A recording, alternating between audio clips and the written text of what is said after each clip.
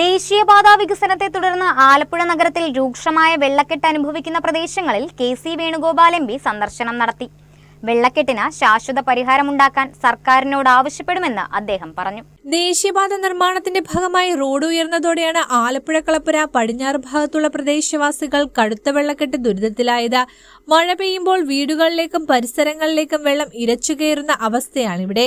നിർമ്മാണ പ്രവർത്തനങ്ങൾക്കിടയിൽ സ്വാഭാവിക ജലനിർഗമന മാർഗങ്ങൾ അടഞ്ഞുപോയതും ശാസ്ത്രീയമായി കനാൽ നിർമ്മിക്കാത്തതുമാണ് ഈ ദുരവസ്ഥയ്ക്ക് കാരണം.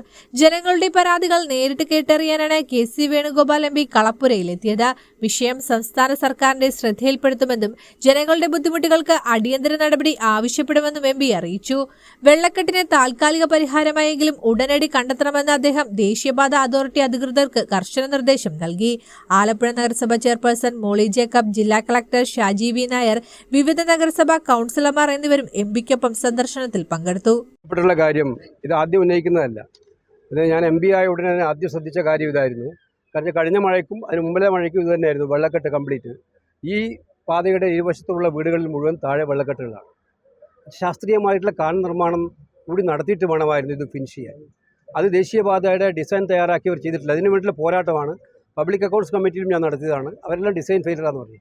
വന്നിരിക്കുന്ന ഈ പണി തീർന്ന് മുകളിൽ ഈ റോഡൊക്കെ ഉയരത്തിൽ കെട്ടിപ്പോകുമ്പം പലയിടത്തും ചെറിയ ചെറിയ തോടുകൾ, ജലനിർമ്മാണ മാർഗ്ഗങ്ങളെല്ലാം തന്നെ അവർ തടസ്സപ്പെടുത്തിയിട്ടാണ് ഈ റോഡുകൾ പണിഞ്ഞിരിക്കുന്നത്. ഇതിൻ്റെ ഫലമായിട്ട് എന്താണ്, മിക്കവാറും വീടുകൾ വെള്ളത്തിൽ ദുരിതപൂർണ്ണമായ ജീവിതമാണ്. അപ്പോൾ ഇതിന് ശാസ്ത്രീയമായി പുതിയ ഗവൺമെൻറ് വന്നു. ഗവൺമെൻറ്റിനോട് നമ്മൾ ആവശ്യപ്പെടാൻ പോകുന്നത് ഇതിന് ശാസ്ത്രീയമായിട്ടുള്ളൊരു പരിഹാരം സംസ്ഥാന തലത്തിൽ തന്നെ നടത്തേണ്ടതാണ്. ഇത് ഒറ്റപ്പെട്ട സംഭവമല്ല, ഇത് മുഴുവൻ സ്ഥലത്തും ഉള്ളതാണ്. ഇപ്പോൾ വന്നിരിക്കുന്ന ഇവിടുത്തെ പ്രശ്നം താൽക്കാലികമായി പരിഹാരം ഉണ്ടാക്കാൻ നമുക്ക് പറയുന്നുണ്ട്. അതുകൊണ്ട് മാത്രം പ്രശ്നം തീരില്ല. എന്തായാലും ഗവൺമെൻറ് മുമ്പിൽ ശക്തമായി പെടുത്തും. ഇതിനാവശ്യമായ നടപടി സ്വീകരിക്കണമെന്ന് പറയും. ഇതിന് വേണ്ടുന്ന നടപടികളുമായി അതിനുള്ള ആവശ്യമായ ഫോളോ അപ്പ് ചെയ്യും.